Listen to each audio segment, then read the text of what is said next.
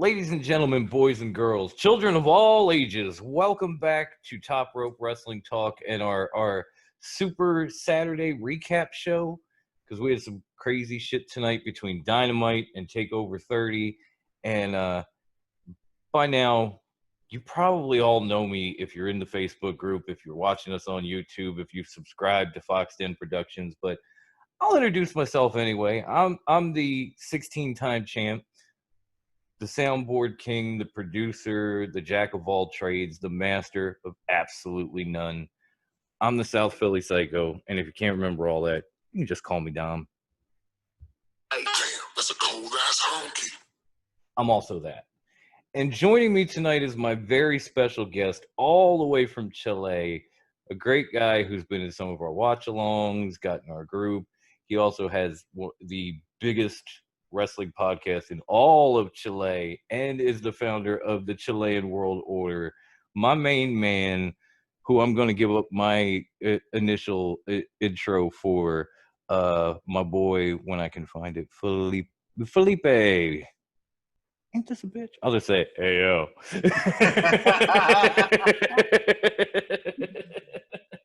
Hey, yo. How you doing How are tonight, you, man? Oh, we both said it. Up? I'm good. Beers, wrestling. It's a hell of a night. Has been a fun of a Saturday. I miss this wrestling Saturdays. I'm always fan of wrestling on Saturdays, even pay-per-views. Right. The Sunday tradition of pay-per-views is cool, but you know that almost everybody has to work to the other day. But right. Now on Saturdays, it's like you can do this kind of stuff of talking about the matches, talking about the event, relaxing, and not to worry about working tomorrow, I guess, for everybody. But no, it has been a great night, and NXT and AEW World take out Saturdays. So yeah. Let's go. I mean, I grew up on Saturday wrestling, so this was great. I enjoyed the hell out of it. I actually had my laptop set up on WWE Network, and I had my television on TNT, so I could watch both Dynamite and Takeover at the same time. So after a few drinks, it got to be sensory overload, but I think I maintained and retained most of the information. I know Grandma Wendy, who couldn't be with us because she had to pick up her husband, is saying, if you guys talk AEW spoilers, I'm going to have to run away. La, la, la, la, la.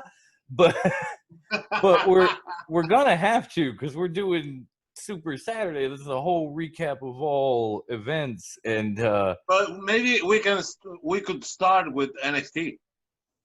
We could start, go backwards. We could do that. So we can make it more time for Wendy. Yeah, that way Wendy can hang out some more, because Lord knows we both love to hear what she has to say. And we want to keep her company on the drive. So but please drive safe. I'll start off with a match that neither one of us was looking forward to. We've discussed this, privately, and even in the TRWT party we had on Thursday. Yeah.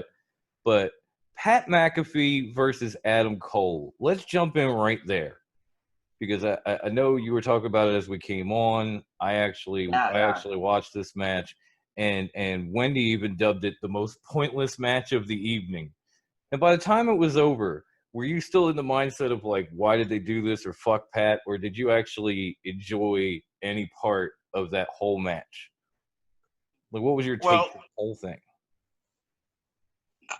Actually, I put my mind in like a WrestleMania 11 scenario of a guy who can make good stuff inside of the ring. Actually, more natural for example, Cain Velasquez. Mm-hmm. I felt like Pat McAfee felt more natural in the ring. I saw a lot of good points, but I don't want to be. I don't want to betray myself in my points, because I never liked Pat McAfee. Nothing against the guy personally, but as a personality of WWE, I think that time I prefer to see more guys from under. put your guys that you have there and have nothing for them. Yeah. But that's always the thing when you have a celebrity come out for this kind of shows. So I will try to think about this like a good chapter for Adam Cole after losing the NXT title, because after that, what could you do with Adam Cole next? That's what I had been saying going into the match. It's like, even if he wins, it's like, all right, now where do we go? Because what did it really mean? I will say, I still think the match was pointless. I think it was really beneath Adam Cole, and if you would have put it on like an NXT on USA, like one of those shows, it would have made more sense. But to put it on like this historic Takeover 30 just felt weird. And my second thought about it was, can Pat even wrestle? Now, when I watched the match, I thought to myself, damn, this guy can actually go. Like, he pulled some spots, including that like bowling alley dive where he took out everyone, Cole, the Undisputed Era, his crew. Like, he actually had a couple good moments, a couple good spots. He looked decent in the ring, and I was impressed. That being said, I still don't like the guy. I still don't think he belonged on TakeOver, especially TakeOver 30. And I don't believe he belonged in a ring with Adam Cole. And that kind of showed even in a good effort. So as much as I'm not going to sit here and say, fuck Pat, I'm still going to stick to my guns and say that match was pointless for TakeOver 30. If it was a match after TakeOver, like next Wednesday on TV, then it would make sense. But in the middle of the TakeOver. Actually, it was perfect because you don't have Dynamite last week and next week. They going solo again. Yeah, that was a perfect hook. But it was the perfect because opportunity. I remember, for bad or worse, but that's what they do with John Cena and Kayfabe a few years ago. Mm-hmm. They never put it on pay-per-view. They do it they treat it like a Raw angle. Mm-hmm. Start and finish it on Raw. That's it. That's what they should do in this rivalry. But no, you make a great point. Is. That's what I figured as well, because I thought back to that, and it was like, especially this would be like putting Kayfabe and John Cena in a WrestleMania match, because with TakeOver 30, that is your that's almost the equivalent looking at this match and where it took place. So I was impressed with Pat, but I still don't think it belonged on the show. And the thing that got to me was like, okay, if Adam Cole wins, you're like, meh, because he was supposed to. But if Adam Cole loses, then really, what do you do with him? Because he just lost to a punter in his first match after being the longest reigning champion. That takes him and just makes him look so much weaker than he's looked in the past few years ever. So I'm glad he won, but again, it was kind of pointless. What is next for him? I think that maybe this is the time perfect for actually Triple H talk about that. Maybe there will be a draft soon. Maybe it's time that the Undisputed Era goes Raw or SmackDown. But in NXT, I'm so torn over that, because we all know how little guys do when they get to Vince land.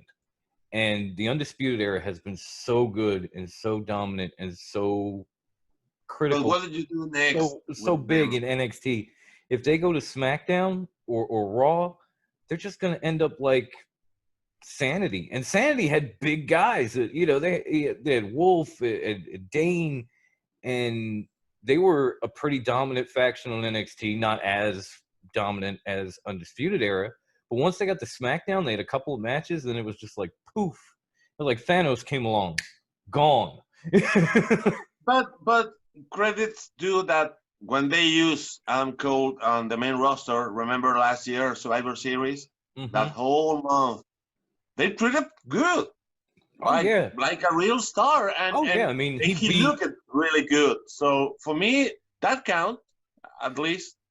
Yeah, but think back, and they were using like Ricochet and Aleister Black as a tag team on the main roster when they were in NXT. And what have they done with either one of them since they came up to the main roster? Like next to nothing. But they were dominant as a tag team on the main roster, and since then, nothing. exactly. And that's what I'm afraid is going to happen to Undisputed Era, because it's happened to so many NXT stars and factions over the years that it's just going to happen to these guys, and that's going to make me want to fucking cry, because they're amazing. I don't care how big they are. They're amazing together. Adam Cole is a tremendous talent. I would almost, I'm almost wondering, like you, what they do with him, because you could give him a rematch with Kerry for the NXT title, but he'll Actually, probably they teased that match when Cole was champion. So the logic tells me that. Well, actually, we can talk about that match because actually I was a little surprised of the outcome of that match. To be honest, what when I realized that that's where they were going, I realized that why they give Keith Lee the title in the first place. Yeah, that match between Keith Lee and Karrion Kross was amazing. Great match. It was tremendous. It was like a battle of the Titans. It was like Godzilla and King Kong in the middle of Takeover. It was tremendous. It was the opposite of like Pat McAfee and Adam Cole. Like, this is where it really meant something, and this is where everything was on the line, and these two showed up and just showed out. And obviously Keith Lee pulled up a little bit short, and Karrion Kross is your new champion. And like, I'm surprised, but I'm not, because he's had a rocket strapped to his ass since he walked into NXT. I mean, he dominated Ciampa, he dominated Dijakovic. He's pretty much destroyed everybody in his way, and they made it look as though Keith Lee was gonna get the best of him all the way to the very end. And then Cross hits it with that Saito off the top, and it's over. But now you're thinking, but then you're sitting there and you're thinking, like, why did they give Keith Lee the title? And where do they go with him next? Like, is Keith Lee moving up to the main roster now? But it's like, when was the Great American Bash? In July? Think it back. I believe it was in July, because they had like the 2-part special up against Fight for the Fallen. So we can say that Keith Lee reign as a champion was like almost like a month or so? A month and a few days. So that's the thing. They took all that reign of Adam Cole, the most largest one. They give it to Keith Lee, make it a big deal out of it. They do it in TV. They beat AEW in the ratings that week for that match. And now suddenly, that was the scare for me when they teased at the first place Cross versus Keith Lee, because it was like, so that's the match so fast for Karrion Kross? I mean, actually, I would prefer to see Kross winning the North American title first. Yeah, that would make sense. I mean, I can't say Keith Lee's reign was pointless, because he made history of his own being the first double champ in NXT. It just felt a little bit rushed, because there he was. But it was worse, because now he has no title. Right, because there he was at one point holding those 2 championships, and then he gives one up a week later, and they have this tournament, and they eventually have this ladder match, and Damian Priest ends up becoming your new North American champion. And then Keith Lee goes into TakeOver and loses what was a tremendous match to Karrion Kross. And all this happens in like a 6-week period, and he went from making history to having nothing at all in less than 6 weeks. Like, as cool as it was to see him with those 2 belts, and for him to be the one that ended Adam Cole's historic reign. Again, now go back 6 weeks. You had Adam Cole and Keith Lee in the main event for both titles. And then you go to TakeOver, and Adam Cole's fighting a punter, and Keith Lee is losing his last title. That's the thing, but the only logic for all that is that Keith Lee going to the main roster. That's the only logic that could work for me. Because if you think about it in retrospect, retrospective, Survivor Series, the showcase of Kid Lee was awesome. Mm-hmm. Oh yeah, They put it Survivor against Series. Roman Reigns. Him showing up at the Rumble and dropping Brock after The Brock had Rumble. eliminated all those people. Like he's called the moment maker for a reason. He's definitely had his fair share of moments since the end of last year, going all the way into today. So I can only see two ways that this makes any sense.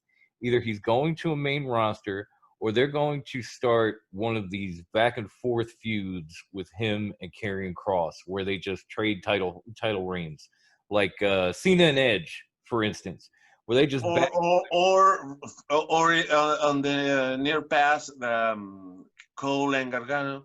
Yeah, Cole and Gargano, that sort of thing. You know, where they just keep putting on these bigger, more epic matches, and you know, Lee takes the title in the next one. They have a rematch. Cross takes it. They have another match. Lee takes Well, it. NXT has that history not only with the world titles, with the tag titles also, that three matches dynamic.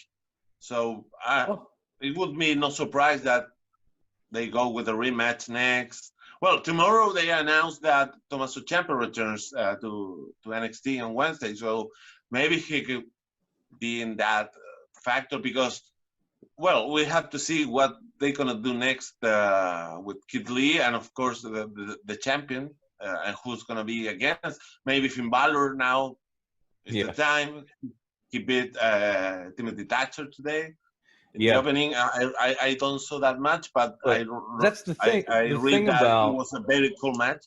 And don't get me wrong, I know they're great wrestlers and they're great talents, but the thing about putting guys like Finn Balor or Adam Cole in a title match with Karrion Kross is just you look at them and you look at everybody that Kross has run through, and can you legitimately say that, like, oh, Finn Balor stands a chance, or Adam Cole, yeah, he could take out Kross? Like, they're making it out like nobody can because Keith Lee couldn't.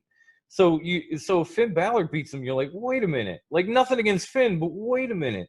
The only guy, and I don't know if he wants to come to the U.S., the only guy that they have legitimately near their roster that I could say would come in tomorrow and give Kross a legitimate challenge would be Walter.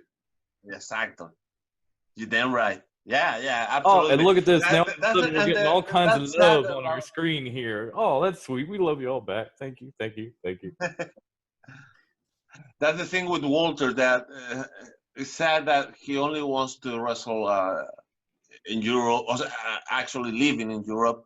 Don't want to go to the US. So because we realize that Vince have an eye on Walter, but there was a big. He doesn't want to go to America, so I understand his position though, because there was a big stink about it like a month ago, and the thing about it was Walter was considering moving to the United States before the pandemic. Now that the pandemic hit and the United States is #1 in cases, he doesn't want to come yet, and so now Vince McMahon and the powers that be are frustrated with him. But why would you want to leave a country where the pandemic itself is not as bad to come to a country where the pandemic is worse than any other country, and to come to Florida, which has got the second most cases in all of the United States? So while I understand WWE's frustration, like, we could use this guy, we're in a ratings war, we need it. At the same time, you understand his point too. Like, I'm not leaving and coming to that disease-ridden cesspool right now. Wait till you get rid of that shit, and then maybe I'll consider it. Okay, that's fair enough. But if he would have just said, yeah, I would be willing to, and they put the title on him, and then he changed his mind, I would be giving you a completely different story. But from everything that I've looked into and read and heard, he was willing to do it until COVID-19, and now he's trying to wait it out, and that makes perfect sense. I don't blame him at all. Actually, well, if Roman and Sami Zayn could do it, why I'm not? So. Oh, let's check in on comments. Oh, Wendy said about going back to Pat McAfee. I was legitimately surprised that he showed up and showed out. Yeah, I can't argue that. Oh, and Peter's here. Hi, Peter. And he says he doesn't think Walter would come to the U.S., especially now that NXT UK is on the comeback, which they are. They announced that at Takeover 30. It's sometime in September. NXT UK. September 17. I remember the date 17. Because September 18 is our national. It's our 4th of July in Chile. So. Oh, nice. Independent. Yeah, we have a free day. You got NXT. For me, the best part is the free day. You got NXT UK to celebrate your independence with. Go figure. It's something, It's something. It's not much, but it's something. No, I not going to work is a lot for me. So yeah, amen to that. Amen to that, bro. But yeah, I thought Finn Balor had a tremendous match with Timothy Thatcher. It was back and forth. Thatcher was stretching him every which way. He fought back. He got the win in the end. It was very good. I was actually surprised at the kickoff match because they had a triple threat tag team match to determine the number one contender. And Breezango was great in that match. They ended up pulling it out. I'm actually looking forward to them getting a match with Imperium because they had Imperium beat and then all hell broke loose and the match got thrown out and the whole nine. So to see them get, another shot, I've always wanted Breezango to win tag titles. Brucey and I have always had a huge soft spot for Breezango. I don't know why. I think it's because maybe one of Brucey's friends in Maine knows Fandango. But that might have a little something to do with it. But shout out to Dango. But we've always had a soft spot for. We've always thought they deserve to be tag team champions. They've had such a great gimmick and they've been so funny and they're actually good in the ring and you're seeing that in NXT. So if they win the NXT titles, I still remember that vignettes from 2017 where they do it on SmackDown. This spoof sketches that. In one part, they were the most the fun fashion part files, Exactly. The fashion peaks, that kind of shit. Like they've been very funny. And I always felt that they could have done much better with Fandango in that time. What we all remember about the Fandango song and all that, but. Oh yeah, everybody in the crowd just. There was gold there. They screwed it up. There were times, I think in 2017 or so, where I could walk into a bar at my local bar and just start going, and the rest of the bar would start with. It was great. It was amazing that time. Yeah, that role before that Mania, that was one of the most fun Raw ever. Oh, yeah, definitely. Yeah, even Peter was saying, like, Finn versus Thatcher was very old school, and it was. I enjoyed the hell out of it for that reason. I will try to watch that match later because I'm a really fan of Thatcher. He's a really good rapper. I think if I'm being brutally honest, I'm probably less of a fan of Dakota Kai than Felipe is of Pat McAfee. But I have to give her credit. I have to give her a lot of credit because that match she had with Io was insane.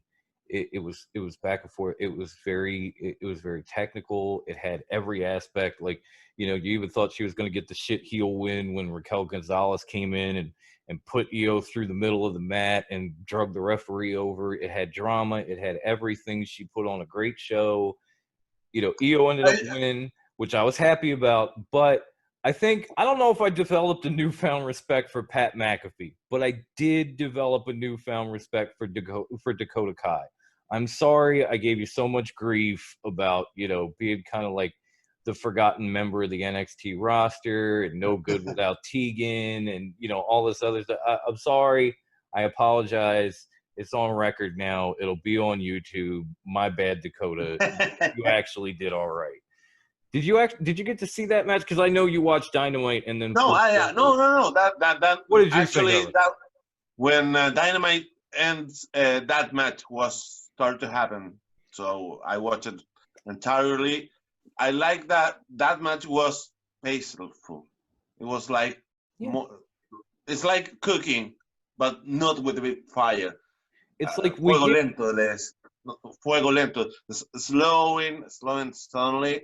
start with a Let more it simmer, let fast it rhythm, boil. and suddenly, boom, bam, bam. I really love the taste of that match. And Dakota was. Kai, for me, after turning Tegan Knox and getting this new character, has been really, really good, really, really great. His his his facial faces are really good, and I start to realize that Dakota Kai is a great member of this roster, in the women's roster, being in the side of Rhea Ripley, Io Shirai. You have big names in the NXT. For me, NXT women's roster is the best of all in wrestling today. The NXT women's roster is the best in the women's division. And Dakota Kai has to put in the same level, and tonight he proved it. The match with Io was really, really good. No, yeah, definitely. We say this a lot about AEW matches on this show, but NXT and that women's championship match was one of those matches where even the loser kind of got over. Yeah. Because you looked at Dakota Kai differently. Thank you. You looked at Dakota Kai differently when, by the time that match was over, whether you were into her going in, or you were like me and you were skeptical. By the time the match was over, you were like, all right, I see you. It was kind of like Cassidy versus Jericho 1, where if you didn't like Orange Cassidy going in, by the end of that match, you were like, okay, I see you now. All right, you're pretty good. Okay, I get it. Thank you, AEW. That was that moment for me in NXT, and I got to give credit where it's due, because I'm not one of these people that, again, just praises everything that AEW does and then says NXT is garbage. I watch them both. I try to take them for what they are. Well, we're talking about AEW later, because I saw the picture that you have in your background. Yes. We have a lot of talk about that, but I don't know what we are missing of NXT. I'm trying to think of another match on NXT. I think we might have covered them all. I'm looking through here, and the new NXT North American champion. Yeah, I was just about to say the ladder match, which was insane. And that match. I tried to not see nothing when I watch it. I don't care about the result, but I want to see it without any movement spoilers. For me, that's most important about the winner or the loser is how's the match so far. No, I was gonna say, when it came to the ladder match, I loved it. It was insane. It was action packed. There were crazy spots. We usually, when we do a wrap up show, and I didn't feel like doing it tonight, but we do the good, the bad, and the ugly. If I had to pick an ugly moment from Takeover 30, it was when Candice LeRae got involved in the ladder match, because it was so good and everything was, and the drama was up and everything else, and she just, it's like, I understand your balls are. I understand Johnny's balls are in your purse, or else he wouldn't be able to rock those skinny jeans. But can you give them back to him for the ladder match? You do not have to be involved. Get your own damn match. Stay the hell out of this. It just aggravated me to no end, because it was that good, and I still enjoyed it even through that moment. But it was so good leading up to that, and then she got involved, and it was like when Bronson Reed dove off top of that ladder to squash Johnny, and Candice was on his back, I honestly said in our discussion thread, I hope he killed them both, because I never want to see him again.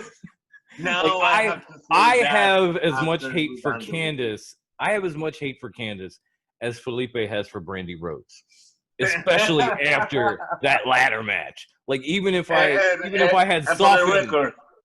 For the record, we don't hate a woman. We hate the characters. No, the gimmicks. Yes, not women. I'm not a messiah. I love women's wrestling. We're going to talk more about that soon enough. I love women's wrestling. And I have respect for Brandy Rose, but please don't put it in TV, please. She could do a great producer. Who knows? Yeah. I'm not wrestling. We got more comments from Grandma Wendy. She said, Dakota and Io had an incredible match. Dakota proves she's an amazing heel. Yes, and yes. I can't agree with you more. I wish you were here. And she Randy, said, "Oh, Bronson's squashing of Gargano was the best part of that match. It pretty much was. If anybody ever deserved to get squashed like the bug that they are, it's Johnny Gargano. Evil Evan and I voted him the most played out wrestler of 2020 during the half-ass awards episode that we did on our YouTube channel, and for many reasons. So if he got squashed at literally and never came back, I know at least two people that would be totally happy. Just yay! No more Johnny Takeover. Now he's Johnny's stuff on a mat." well, that's the thing with Gargano, that he got stuck. For me, it's like I love Johnny Gargano. Between 2017, all that Ciampa stuff, the matches with the Revival, all that line, the matches with Ciampa. But after that is Yeah. until Adam Cole rivalry. But after Adam Cole, it feels like Johnny nowhere. Yeah. I'm hoping Johnny Takeover is just Johnny over. Just go. Just leave. But, I'm with you because Johnny Gargano is the living embodiment of the Cody Rhodes Open Challenge. When he did it a few times, I was like, okay, this is cool. But then when it happened every single time you saw him, you were like, all right, that's enough. Let's move on. And it kept happening. So it just got stale and you got aggravated by it. And actually, it happens to me last Wednesday. That's Johnny Gargano, It's actually, that happens to me last Wednesday. Actually, the accident made that match like, oh, that is the match that, okay, I would. But if it wasn't happened that, actually it was like the same, okay, oh, now they're Johnny wrestling match, okay, I see this. But now he's heel, okay, I see this. That's like I've seen this over and over and over again. Can we move on? Like, I get it. Johnny's a face. Johnny's a heel. Johnny's whatever. Johnny can go away. I'm good. I'm done. And the Cody Rhodes Open Challenge was the same way. And I'm happy. Tonight. I'm happy because Grandma Wendy just said to me, all right, guys, you can talk about AEW. I'm home and going to bed. Thank you for keeping me company. I love you both. We love you too, Grandma Wendy. I love you. Wendy and Bradley won the title. And now that we've covered everything from TakeOver 30, let's get into AEW Dynamite because it really was a good show. And we missed that show. I think you and I were both in the same boat where with AEW being pushed off from Wednesday to Saturday, we were both. We were Dynamite orphans. Like, come on, man! I need some Dynamite. Come on, you got any more of that TNT? You got to end this NBA playoff game or switch it to TBS because I need Dynamite. You're running late. Come on, I've been waiting. And when it finally happened, at least in my eye, it did not disappoint. It was a great show. There were a lot of moments. I'm going to let Felipe get into one that we discussed off the recording here that I was into too, but obviously – he's the guest, so I'm gonna let him start. Give us your first big moment that we were talking about from AEW Dynamite that got you like hyped, marked, whatever you want to call it. Actually, it was a base. For me, it was a base show because I didn't remember exactly. Actually, the only for mistake, I knew the outcoming of the Cody versus Brother Lee match. But it was I really wrote about Eric Rowan, and I'm happy that it wasn't like that. And actually, I love that match because it put really actually they pulled the trigger with Brother Lee. Finally, they pulled the trigger for somebody because Cody has absolutely no offense. It was almost like a clean sweep. It was devastating. Oh, he got mowed over. What we needed to see about Brother Lee, and for the first time, the Dark Order feel important and look great. I was saying going into that night that this could be Brody Lee's night because he needs it. Lord knows Dark Order needs it because they've been involved in tag title matches and all kinds of stuff, and they've always come up short. And it's hard to get people to believe that you are a dominant faction when you're not able to pull off a win in a big match ever.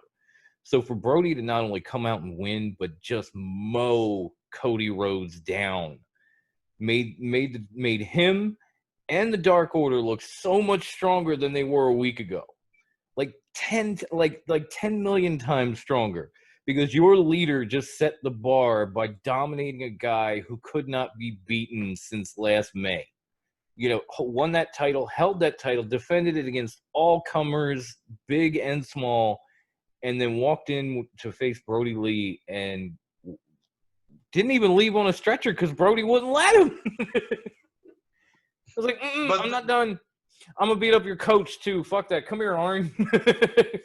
but if there is one thing that I have to criticize about the Dark Order, we saw it tonight in that match between the Elite and the three masked guys because I don't even know their name. The guys in the ring are really good. I was very surprised, but they are guys with masks, with names that nobody remembers. They don't give that's the thing. Unless you're like a hardcore wrestling fan, you don't know those guys. You just think they're 3, 4, and 5. You don't know that they're, the Beaver Boys from the independent circuit that won tag titles all over the place. You don't know that it's Alan Angels, who was, great in like PWG and a bunch of other independent promotions. You just know them as 3, 4, and 5, and you could see that they could work, but they're just nameless figures. They're like the generic wrestler that you create. Which one is 4? Which one is 5? Which one is 5? Which one is 3? That's the thing. Because we already know about Evil Uno and Stu Grayson. Okay, I can't keep them straight unless I'm actually looking at them, because I know from body types which is which. Like, I know Alan Angels is obviously the one that has the tattoos all across his chest. The shortest one is oh shit, I can't even remember that now because I've been drinking. But if I was sober, I could remember. But that's the thing for the regular view, because I don't know the history of them enough in the indies, so they need to tell us who they are. They need that background. We need that background. Always has been that problem in the Dark Order. Now with Brother Lee, we understand better, but I still need to know about the other guys. At the same time, because when they put it against the Elite, I mean that match shouldn't be a squash.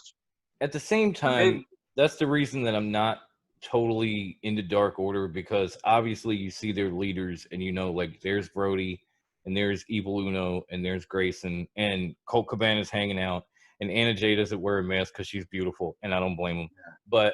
But the rest of the guys are just nameless, faceless, like create a wrestler starter kits from like 2K games. Like they got tights, they got a mask, they do this, and then that's it. And you're supposed to like build them from there, but with the Dark Order, they don't build them because they're just nameless masses to help out the core leaders of the group. And it's mostly based off of Brody and Stu Grayson and Evil Uno, which is fine. But then what the hell do you need all these other guys for? Exactly. Because they're just, and some of them, as you said, like watching that match with the Elite, they're good. They can wrestle, but you don't know who the hell they are, so you're not that interested. You're just like, oh, okay, Dark Order, whatever, hope, and immediately hope the Elite win. The other thing that came out of that match was we got to see just a small taste again of the original cleaner in Kenny Omega. Like, it popped out at the end when he wanted to just keep beating on the Dark Order guys and put the chair on the guy's neck, and the Bucks are trying to hold him back, and he's even shoving them off. And then all of a sudden he like came to his senses and remembered, like, oh, I'm different now. And I was thinking, oh. It's weird, all this happening with the Elite, Kenny Omega, because for the other hand, we have Hammond Page hanging out with FTR. But the interesting part that, for me, that kept me is that all points go that at All Out, we're gonna have FTR versus Hangman and Kenny Omega, and I think that should be the end of this tag of Omega and Page. They need to split up. That would be the logical place to split them up, because obviously Hangman's been hanging out with the Revival, and the Revival's not very big on Kenny Omega. So if Hangman helps FTR somehow win the tag titles and then walks off with them, that would be the perfect way. You know, it would still be kind of a shock, but it would be the perfect way to split that tag team up. Maybe get the cleaner back. Maybe start this Horseman faction that they've been talking about and alluding to here and there with like Arn and Tully backing them up. It would definitely make sense at that point. I'm dying to see the end of Hangman and Kenny Omega, and it's nothing against them. They're so much better as singles competitors, and Actually, we need them in single in single competition because we have a lot. We own AEW. We have stock. No, but we are fans, so we can say it. We have guys, too many heels, big heels in AEW. You have Lance Archer, Brody Lee. You have Chris Jericho, the entire Inner Circle, the entire Dark Order. Those guys. Yeah, you don't have anybody. Exactly, I've said that before. You don't have enough faces to feud with all these heels because there's so many heel factions, including one that might just be coming together with the man next to me, which is pretty cool. I'm gonna let you speak on that too, because I know you're so excited about it. At first, I was excited because, like I told you when we were texting about it, that at least they give them something, right? But for me, still, Lucha Bros shouldn't be. Actually, well, my idea, like 2 months ago, was that the Lucha Bros shouldn't be facing Omega and Page. They should be the Omega and Page, be the champions. They split Omega and Page, and then you can have the Lucha Bros against FTR, against the Young Bucks, and leave Omega and Page separately. But yeah, and for me, that's the thing. Why they bring the Lucha Bros right from Mexico to do dark and do these 4-on-4 matches? I mean, come on, use the guys. But that's what I love, that even Eddie Kingston brought that up. Whereas, like, you guys, you know, you're the most insane luchador on the planet right now. You ought to be dominating these people, and you know, you're over here doing darks and doing this and doing that. And he was saying how the Lucha Brothers are one of the greatest tag teams ever, and they can't get a win. And then he was talking up the Butcher and the Blade. So I was very excited. He was definitely speaking the truth. I was also a little bit shocked because if you watch this show, Bruce and even Wendy and I had talked about it, how perfect it would be for Eddie Kingston to get into the ear of like Santana and Ortiz and remind them, like, you guys used to be killers. Like, you took us out. You know, you proved what badasses you are. And then you came here and you're running around with this guy and his bubbly and his crazy coats, and you're taking orders from him, and you're losing left and right. Like, remember who the fuck you are. And so I expected that kind of speech from him. I did not expect it coming, you know, in regards to Pentagon, Phoenix, the Butcher, and the Blade. Yeah. I expected it with Santana and Ortiz. So he threw a curveball on me, and I was like, whoa, what? But then I was excited afterwards. And I think for AEW, it was a little bit tough because they had set up, right before COVID, they had set up the whole Death Triangle, which was going to be the Lucha Bros. I was talking about with my best friend about that. What happens? Yeah. The Lucha Bros and Pac get together, and they just start laying people out and breaking people's bones. And it looked kind of cool. Like, I'm a fan of Pac.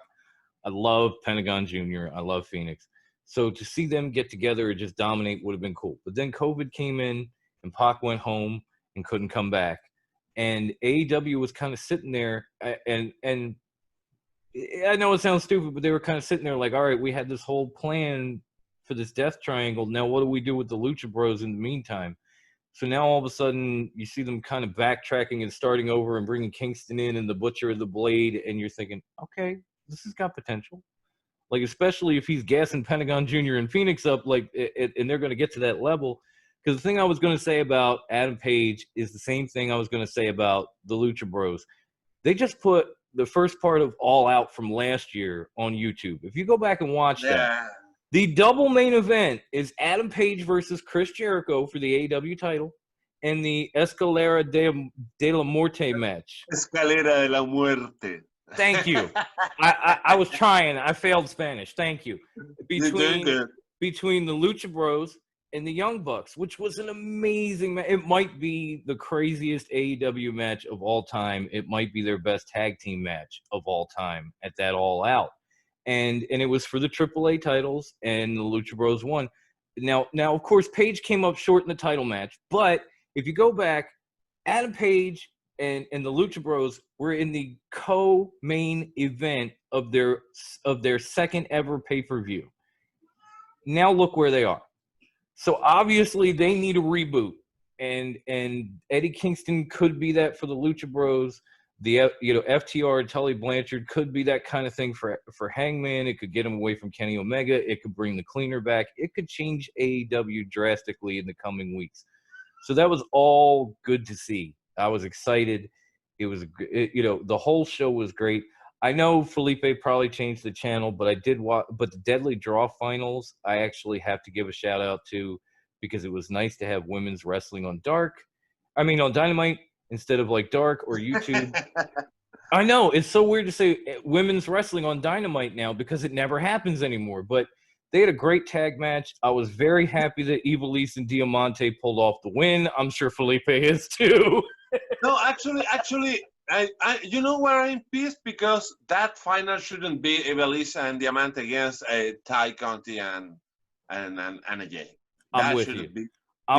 Because from all that tournament, they were the 4 ones that came out. I know that they had originally pushed the Nightmare Sisters, and I get it. But at the same time, when they started that Deadly Draw and they put Tay together with Anna Jay, those two gelled and came together and were perfect together. Like, not only in a ring, on a mic, they just had such great chemistry from the very beginning. And I thought, this team needs to be in the finals, if not win. So I was mad that they were not in the finals, and they did it, and the Nightmare Sisters were. But I will give a big shout out to Ivelisse and Diamante, because they had a great match with Brandy and Allie, and pulled out the win.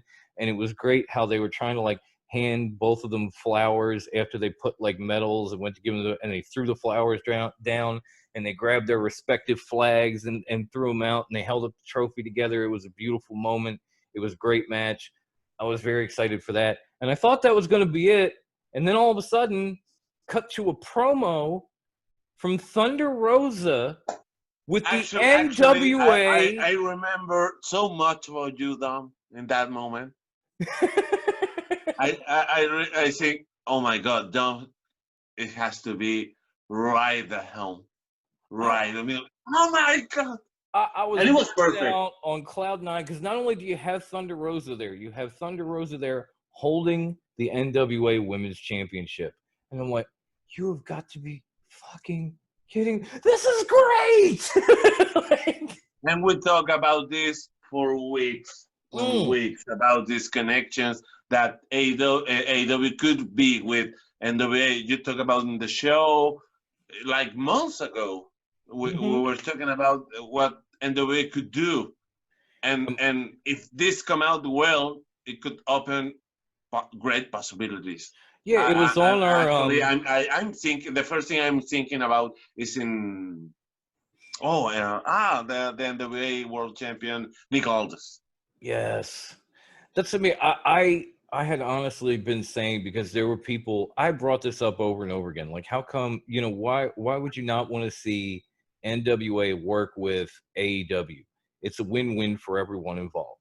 And people would complain like, oh, NWA is too traditional and this and that. And I get that. But at the same time, if you can get people like Thunder Rosa and Nick Aldis and NWA talent on TNT against AEW superstars to show what they can do, even if they don't win, if they have great matches like Dakota did against Io, it's just going to make NWA that much hotter and bring them up to another level, so that when they do get a chance to go back and do their shows, they might not be doing them on YouTube anymore. They might get their own network deal. They might be in bigger venues. They might actually be on the same level as some of their competition as far as Impact and AEW and that sort of thing, instead of just being stuck on YouTube. And AEW will obviously get the ratings push they need in a war against NXT by bringing in these people and putting together these matches that fans like me want to see. Because Thunder Rosa came in and immediately called out Sheeta. I want to see the AEW Women's Champion take on the NWA Women's Champion worse than I want to see like almost anything. Worse than Drew and Randy Orton tomorrow by far. And I don't blame you, because it's almost secure for All Out. All Out's gonna be a very interesting show. Very interesting. And Thunder Rosa is gonna be great, but also brings out exactly the problem of one of the problems of AEW is that the female roster, because they have to go with a wrestler from another place. Well, that's the thing. You also have to wonder now, after this deadly draw, are we going to see more of Tay Conti? Are we going to see Rachel Ellering? Are we going to see some of the people that they brought in for this tag tournament now in the AEW women's division? And I understand they're a little light because they lost people like B. Priestley and Riho and a few other people due to the fact they live in another country and they can't get back, or they don't want to come back. So they are a little bit light for that reason, but are they now replacing these people because they've already released a few women with women like Tay Conti, with women like Rachel Ellering, with with women like Lil Swole, who you might know from WoW or from other places, and she's a tremendous talent. You just haven't gotten to see her on that type of stage yet, like TNT. You might know her if you're, again, like a hardcore wrestling fan, but if you're a casual fan, you might not know who she is or what she can do. So AEW bringing people like that in bolsters their division, gives these people a platform, and puts new eyes on them. So hopefully, but Dom, I think for see the example right away. Look what they Impact do with Diona Purrazzo. Exactly. And they put it against Jordan Grace, and both had. Can I be honest? They put the women's division and Impact in a new level, a good level. They did with the Virtuosa what NXT or WWE should have done in the first place. Instead of having her job out to people that she is honestly head and shoulders above in those prospective brands. Like, she came to Impact, they were like, okay, you're here, you get a title shot, you're the champ, we're running with you. Whereas she got to NXT and they were like, we don't really have anything for you. Go to the main roster. And the main roster went, how do you feel about jobbing out to Lana? And it's amazing that, like, sometimes I understand that, the person might not have the right look for you, but at the same time, if that person is a tremendous talent, forget, the cookie cutter look and just go with the talent. They've done that in Impact a lot. Like, they don't have your typical women in Impact. Jordan Grace is not a typical woman. She's fine, but she's not a typical woman. It's really fine. I'm a huge fan of her because she's not the typical sexy girl, but she's hot as hell, and she also looks like she can kick your ass. So for me, she's the perfect mix. That's what I mean. Like, she's not a typical woman. Taya Valkyrie is definitely not your typical woman. They have Havoc and Nevaeh are not your typical women. But it works, and it makes that division look good, and people watch that kind of thing because they're not the typical women. They come in and they kick ass, and they probably look good doing it. And that's just as good as, say, someone, who you put on TV because she's the cookie cutter blonde. I'm not going to name any names, but you know who I'm talking about if you watch wrestling. It's especially if you watch WWE. You know who I'm talking about. So, it was nice to see Deonna actually get to a place where she got, what she deserved, and she got on that level, and she took the opportunities and made the most of them. I hope she keeps it up. But I'm definitely into Diamante and Ivelisse winning too, because if you think about it, those two were not even on an AEW roster as of a few weeks ago. And they came in, they worked some dark shows, they had a match against one another, and then they got in the Deadly Draw. Now they're the tournament winners. Hopefully they stick around as well, because they're both tremendous talents too. They have to. They have to do it, and that's the thing. I hope they do something with them. And now, since we've showed our enlightened side a little bit, I think we can just get like stupid and raunchy for a second, because I got to discuss the Mimosa Mayhem match coming up. I don't know why I'm so interested in this, but I am. Because obviously Chris Jericho has come up with some good matches in his days in wrestling, and he is the man behind Money in the Bank. I could say it because they won't sue me. He came up with a match tonight on Dynamite where you can win by pinfall, submission, or throwing your opponent into a vat of, I think he said it was 500 gallons of orange juice and 50 cases of champagne. So I guess they're going to surround the ring with what is essentially a moat of mimosa. And you can win by throwing your opponent into it. I know it sounds stupid, but at the same time, I want to see it so badly. Am I wrong for this, Felipe, or do you have a differing opinion? I think I have a different opinion, because with that stipulation, they give me anything that is going to happen.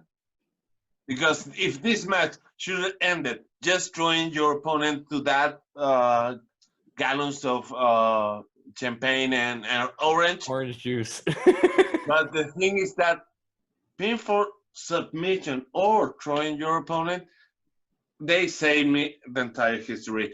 Jerry is gonna win. They're gonna pin Orange Cassidy, but Orange Cassidy gonna troll him, and and for me it was too damn WWE for my standard. Actually, the first thing I remember was the hot pen between Triple H and Henry Godwin. Oh yeah, I remember that match. Kind of thing in that kind of in thing. Your house, yeah. And actually, Triple H won that match. Yeah, and then he got tossed in the hot pen. But in the fact, Triple H won that match. But the thing is, I get some people are going to be upset because I'm not. And what can Jericho else can do now? I mean, this rivalry with Orange Cassidy has been entertaining. The match, the second match, for me, the finish was sloppy and killed me a little hype. But well, we have a All Out in 3 weeks. What more can you do? And let's see, Jericho. But this is part of. This is definitely part of what is going to make All Out interesting, because regardless of who wins, somebody's probably going to end up in this vat of mimosas, and I'm going to laugh. And it's something that I haven't seen. And I trust Jericho. Jericho. I'm not saying this is like the equivalent of WWE Thunderdome, because that was a little bit more like, all right, we're going to try something we've never done before, and we're going to make it a big deal. And good for you. It seemed to work. You got your ratings up. But at the same time, this is one of these things like AEW is trying, like the Stadium Stampede, where it was like, all right, no one's really ever done something to this level before, and we're going to try and pull it off. And they're trying something new, and they're trying to be different. And that's what they promised they were going to do in the first place. So I can't knock them. Yes. I'm actually very interested in it, and I have no idea why, to be honest with you. I don't know. It might just be the beers talking, and I might sober up tomorrow and go, this is bullshit. But at the moment, I'm very interested in seeing this match. It's one of the it's not the reason I will tune into All Out, but it's definitely one of them. No, actually, the card for All Out It's gonna be awesome, man. It's already shaping up to be pretty damn good, and I'm excited to begin with. But when it seems like when Jericho comes up with a match, it's typically pretty good. I mean, even that Asylum match that he kind of came up with for him and Dean Ambrose back in the day Oh yeah. was good until they Yeah. involved the potted plant, and then it kind of derailed. But that's WWE getting their Mitch. hands in it. Yes, Mitch. Thank you. I thought I was the only one that remembered that damn plant's name. I honestly, thank you. I don't feel so alone now. I remember because at that time I was full gear with Suplex, so we were like almost doing a show after every road that year. So Right. I mean, I couldn't forget one of my worst angle of that year. Fucking Mitch, man. But That's why we don't remember, because that match, the Asylum match, actually is pretty good. But the rivalry has been so bad that we almost we often forgot that match. Actually, because talking to you, because the WWE, I let the WWE network let it on my TV, they are putting the resume of the John Cena versus AJ Styles angle. Oh wow! And they put it a match that I was taking a look, because it was actually not the main event of that pay-per-view. No Mercy. It was AJ Styles, Ambrose, and John Cena. That match is really good, but the rivalries was so bad that nobody cared about the match. That kind of good matches. Yeah, that's true. But yeah, and there are a few people. Obviously, I have my show, and you have a podcast, and I listen to other people. And we had a guy, Devin from Clark Street Wrestling, on with us, and he did a show last week where he and his co-host were basically saying that maybe Jon Moxley got exposed, with the whole MJF thing from the week before. Like he couldn't quite cut a promo or quite do things without fans. And then I saw that promo that he cut on MJF this week, and I thought, you know what? You guys might be a little off on that one, because he really shot some barbs back at MJF, and all they had to follow it up was MJF's lawyer saying they're going to ban the paradigm shift. So it's like I'm not knocking MJF. I'm just saying if you were in that boat with Clark Street where they said Jon Moxley got exposed without a crowd to play off of, and you saw this week, you might think differently, because he definitely had one up on MJF this week. It's like, okay, MJF's pulled every other week, but you got this one, Mox. Let's see where we go leading into All Out. Actually, I'm very excited about this match, because for the first moment that I saw this direction, actually, I really into it, because they are so different, and this is gonna be the first time. Not counting Cody, but this is the first time we are gonna see MJF with a real guy next to him. I mean, a guy from the level of Jon Moxley. Oh yeah. And for me, actually, from last week when they did the paradigm shift, the first thing I actually saw when the MJF started touching his neck is, next week he's gonna ban it. With that. And he did it. That's exactly how it went down. No, that's what I mean. Like, and it's cool, and everything, and I don't need I don't need anything else. I want to see this match. I don't need more promos. I gotta get my Brucey moment in, because he's not here to do it. Even when you know what's coming from MJF, because he definitely plays by like the super heel playbook. Even when you know what's coming, it's still entertaining when he does it. Exactly. Like as soon as he got dropped on his head, I thought, A, next week he's in a neck brace, and B, they're going to try to ban the paradigm shift. And that's exactly how it happened. But the way he pulled it off and the way he did it between not only the promos but social media and everything else, I absolutely totally enjoyed it and loved it. So MJF is just such a great heel that even when you know what he's going to do, it's still entertaining to watch him do it. And even though we're jumping the gun because this is a recap show, I haven't got a chance to actually get on with you, record a show with you. So I'm going to take the opportunity and ask, do you think it's too soon to make MJF the AEW champion? I saw a lot of that in the minute that they're gonna put NJF in this situation. I start to thinking about it, and maybe, but I would do it not right away.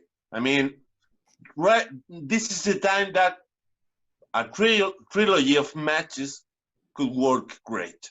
Yeah. You can do it that Moxley could beat MJF with some kind of a screwy finish. It. I don't know. I hope Some if kind of they do not do that, I controversial hope they do it finish. good. You know, And they MJF has keep his. I could see it ending where like Moxley wins, but if you go to the replay, you see like MJF's got a shoulder up, sags or and something the like that. referee is on the opposite side. So now MJF politics his way back into a match, and he gets it at the following pay-per-view. But then remember, with AEW, the following pay-per-view is usually 3 or 4 months down the line.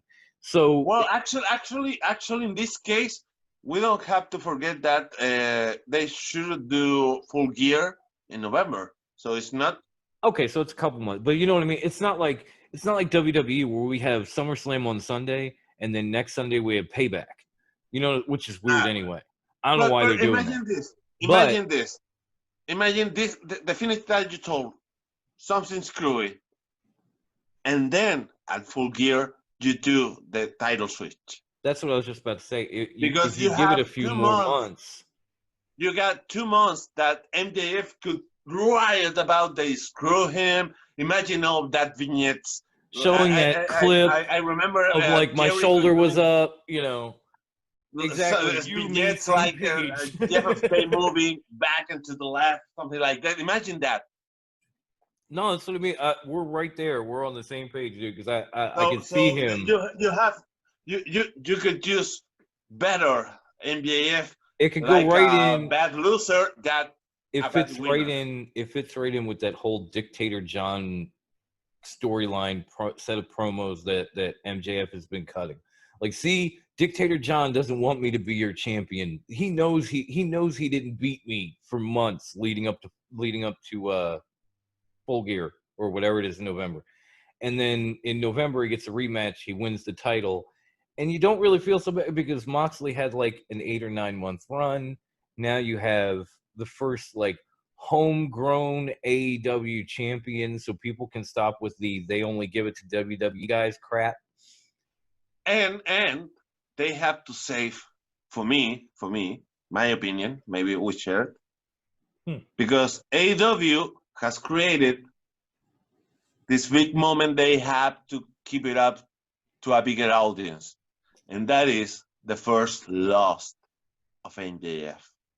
Yeah. And if they do that loss with the title on the line, with MJF as a champion, I guarantee you, whoever you put on that part is gonna be one of the biggest fans pop of all time in the history of AEW. The guy who beats MJF and for the title is gonna be. Oh yeah, just the guy that beats him. And just imagine rocket. in a full crowd. Imagine that in a full crowd like that. I would love to see that. Honestly, I would love to see that. You know, and you can do it after I don't know 6-7 months reigning of MJF. And if you use our positive mathematics, 2021 we should return to life as we know it before COVID. So it's fingers perfect. crossed, you know. Knock on wood. Double or nothing. 2021 MJF as a champion going against, and you have like 4 or 5 months to build somebody for that spot. But you know what? If now that you know, I was trying to hold it back when Grandma Wendy was watching, but I got to say, out of everything that happened tonight, the one thing that sticks out in my head above everything else was the whole Brody Lee thing. Nothing against Takeover, nothing against the rest of these matches we've talked about, but Brody Lee just destroying Cody Rhodes and then taking out Arn Anderson and pulling Cody off the stretcher, and then not only that, having Anna Jay put Brandy in the freaking rear naked choke and put her to sleep, and then pouring the pieces of the old TNT championship over his body and saying, that one's yours. This is mine. I'm sorry. That was a pay-per-view quality moment on national television. Perfect. Absolutely perfect. The time to do it was the right because they are sharing audience with NXT. So they have to do it something big and they pull the trigger. And the thing that I like the most is that they brotherly beat the hell out of Cody. We missed that kind of reaction, that kind of matches. The last one I remember was when Brock Lesnar beat Cena.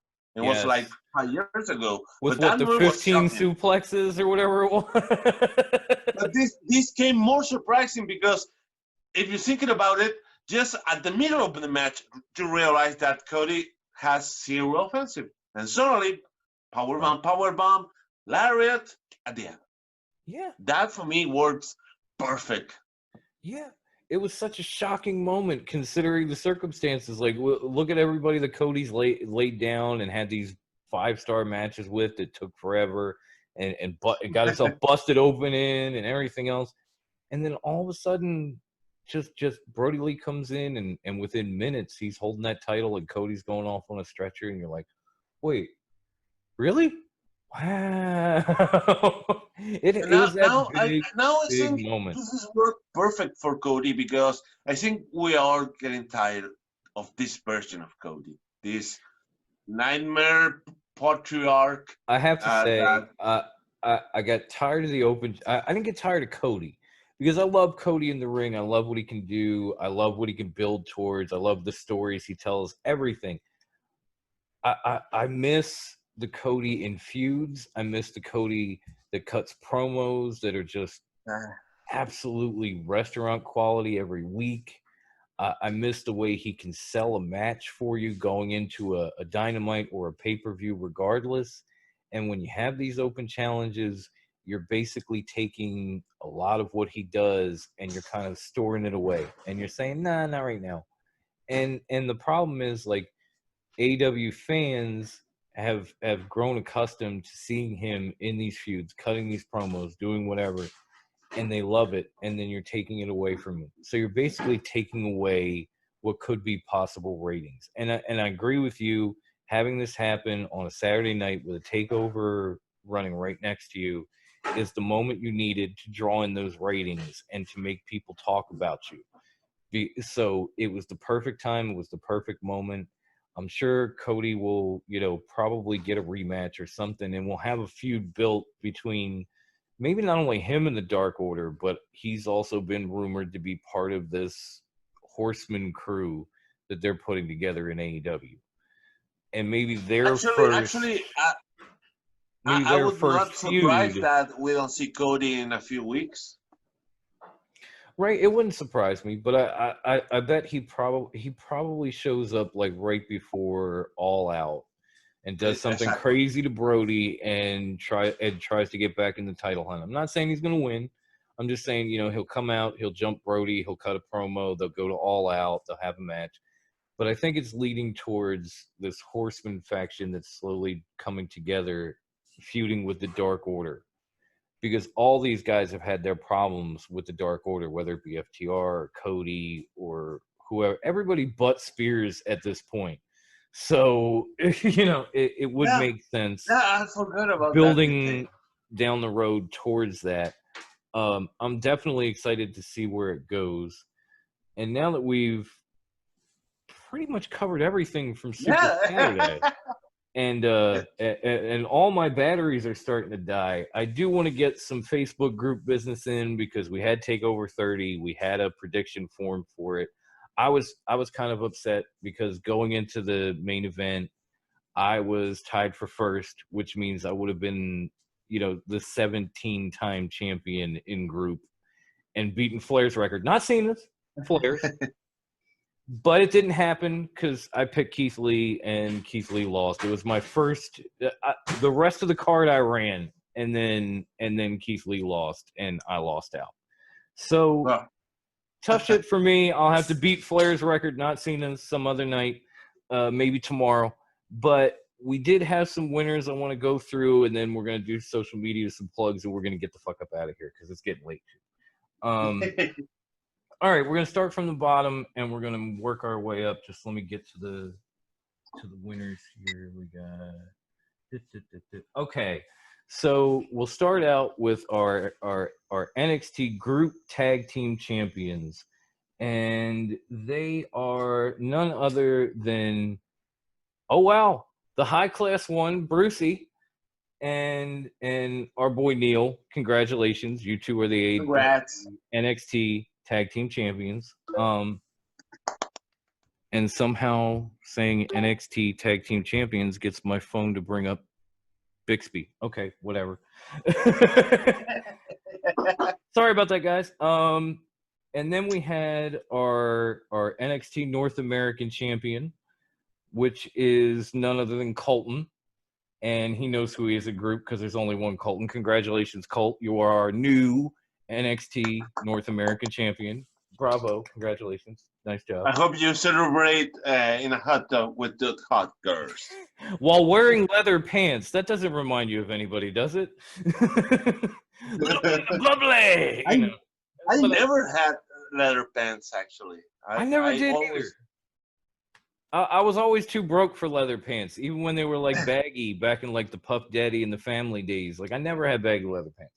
But leather jacket I have, but leather pants. No. But anyway, well, actually, to be honest, when I won I told you that at 18 I made in pro wrestling.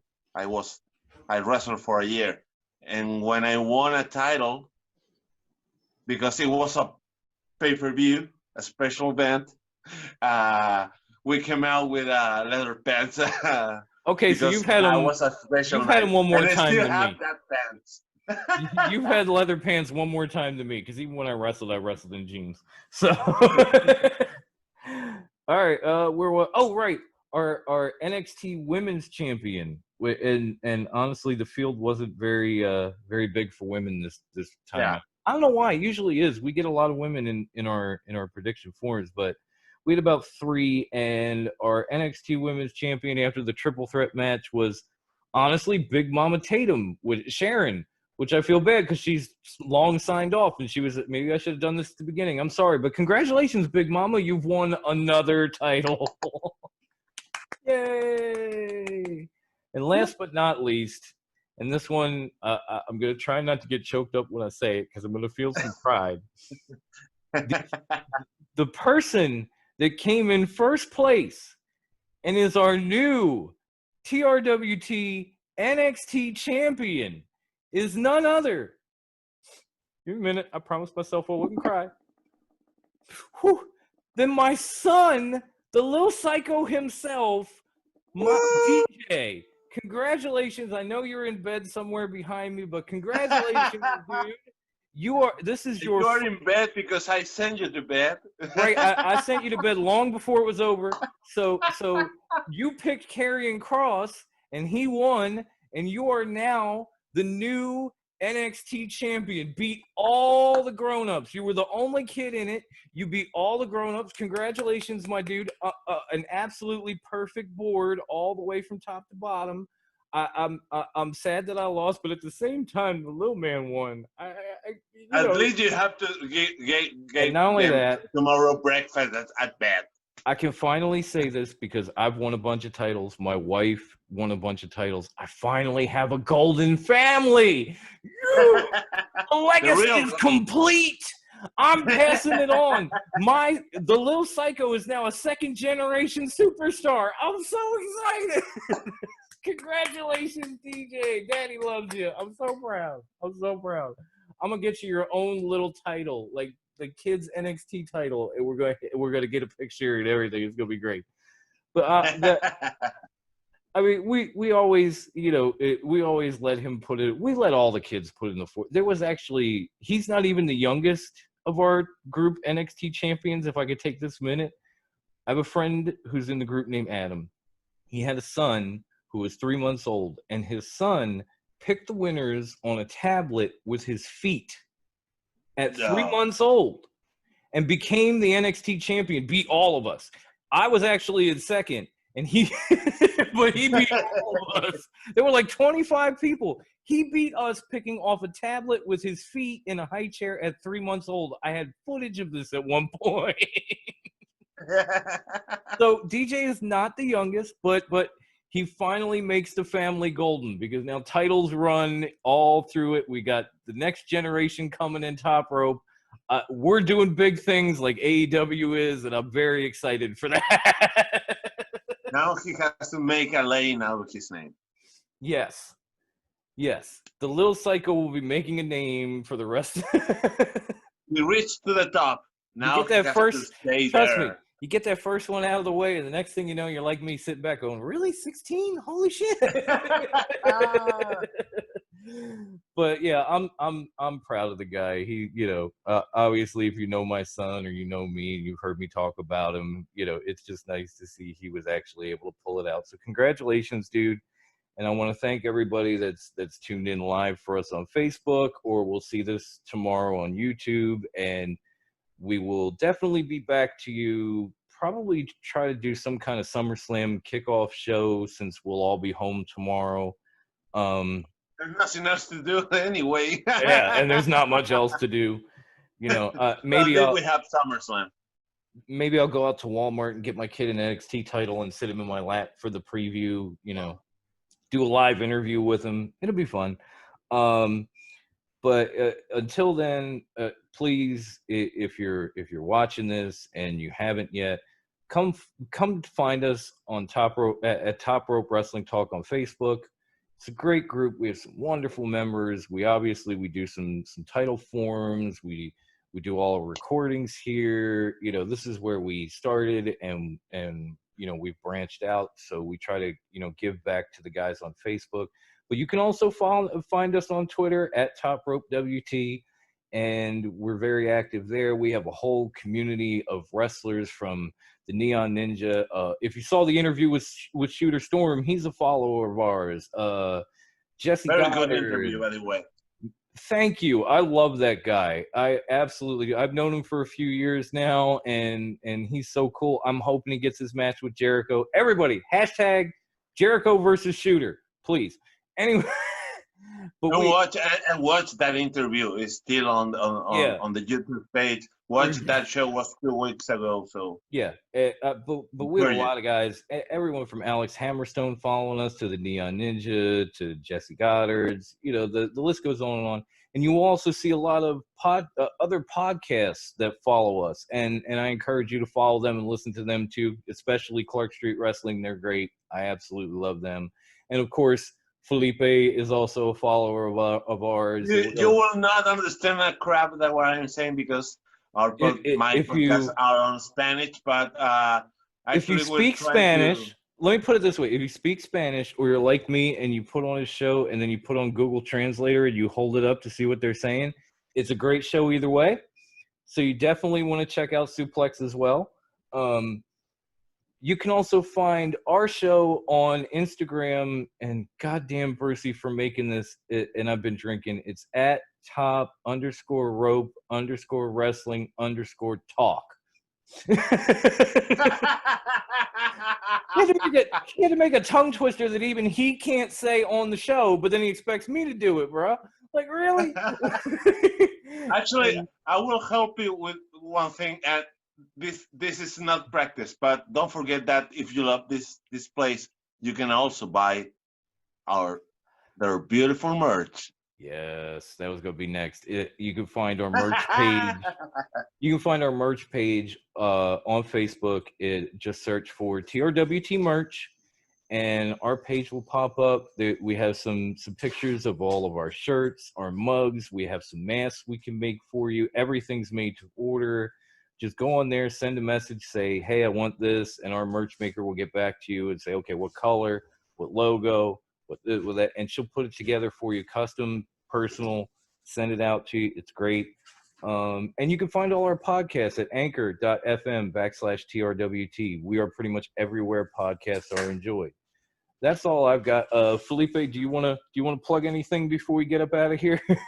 In a little serious note, but I know that you will share this feeling with me. I want to dedicate this show to our personal friend Scorsese, Lord Yeah. Jones, our friend Charlton. Yes. We love you very, very much, Oh, and dude, you know we it. are for you. You know that, and hopefully we can do it with him. This kind of thing because we Yeah. love you, and we love to talk about wrestling. So If we could, I want to say that. if we could all get to you in this, time the way things are, we would be there to give you a big hug right now. And I'm not going to put your personal business out here on YouTube, but we feel for you. We're there for you. My heart was broken when I found out. Please, man, stay up. Be strong for your family. We love you to death. You know, do what you need to do. Don't be afraid to, holler at one of your bros here in the CWO because we got you. We are a family. We Are are. family. Like I always told him, he's my brother from another mother. So Me too. I hope that we will bring him here to speak what one of the most thing that Yeah, he loves the most, that is pro wrestling. Talk about wrestling. absolutely. And tonight, after all this COVID stuff and everything that is going on in the world, at least we have nights like tonight that we can talk about AEW, NXT, and And we can forget have about some the product fun for a and while. forget about all this, but it's hard to forget when something so, tragic happens. Exactly. And yes, I definitely share what Felipe is saying. That's my brother from five blocks away growing up. So I feel for you. I feel for your family. My heart goes out to all of you. Please, do what you got to do to make it through this time, and we will be there for you physically as soon as we can be. So this is the best we could do. And I hope you see this. I hope you enjoyed it. I hope you don't mind. If so, please feel free to slap me upside my head when you see me, because I know that's the thing. I know that happens. So, but for now, guys, we will probably, I will probably be back to you with at least Wendy and Bruce tomorrow to try to preview SummerSlam before it comes on. I want to thank Felipe for showing up last minute, because I obviously didn't have anybody to do this with, and I hate doing stuff alone. It's about Oh me. man, Nah, my nah, honor. nah. I try to get people involved. I'm not a solo act. I've never been. I never will be. And talk So with and talk about wrestling with friends is more fun. So no, actually, exactly, the honor it's was mine always to more come fun to in. talk about wrestling with somebody else than it is to just sit here staring at my own face. Like, okay, what do I do? Is anybody saying anything? No, I'll just keep going. It's always more fun to talk about it with friends, and I appreciate Felipe showing up last minute and hanging in with me because it's getting late. So we're gonna sign off, but thank you everybody. We will see you tomorrow. And since she's not here, I'm just gonna send the show out the way Grandma Wendy does. Stay fresh, cheese bags.